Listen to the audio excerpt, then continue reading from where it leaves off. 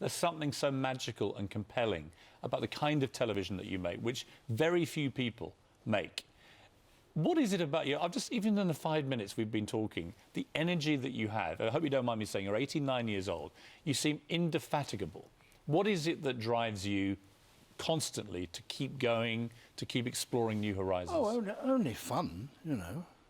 I mean, I have a great time. That was a fantastic privilege. You've witnessed, Sir David, so many extraordinary things in your career, just seen them happen and then brought them to us.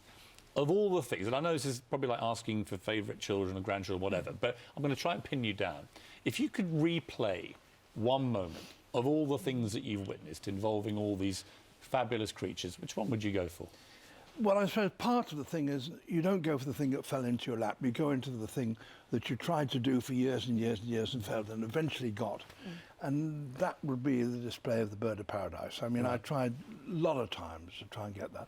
And when eventually we did get it, we were the first people to film it in the wild. There we have you with the bird of paradise. Oh, there we are.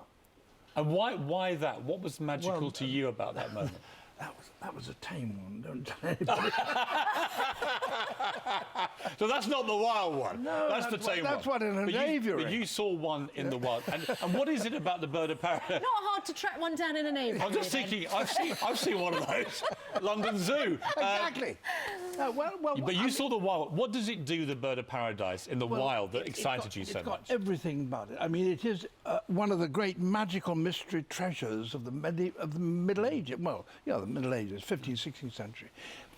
People have been intoxicated by this mystery bird with these fantastic plumes that came from the other side of the world.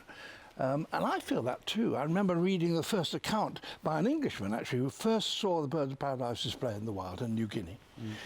Alfred Russel Wallace. I was about 9 or 10, and I read this, you know, this description how the bird came and started quivering with excitement and displaying its golden plumes and so on. And I thought, oh, and then there were naked hunters, you know, with bows and arrows trying to shoot. And when you saw it, was it as magical as you always hoped it would be? Only in my imagination. It was dark, so it wasn't enough light to see it.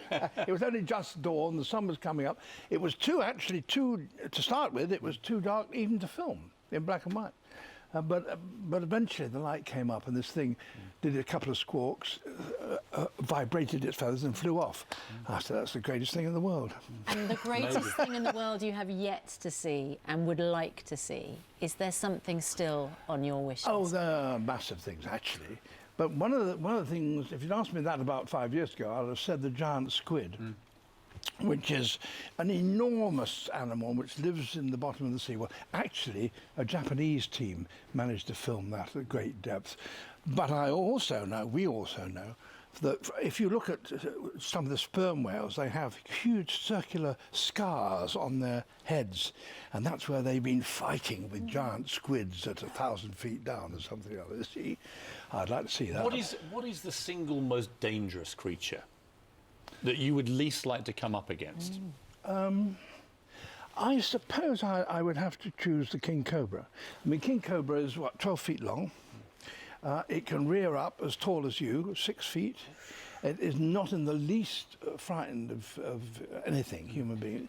It's got one bite, certain death venom, and it's extremely aggressive, and it can run quite fast. I say run, it hasn't got legs, but it can go pretty fast. I've never met one, I'm happy to say. And it can kill you with a single bite, right? If it got you in the right place. If it bit you in a place where the poison went straight into the blood, I think you would be a goner. Yeah.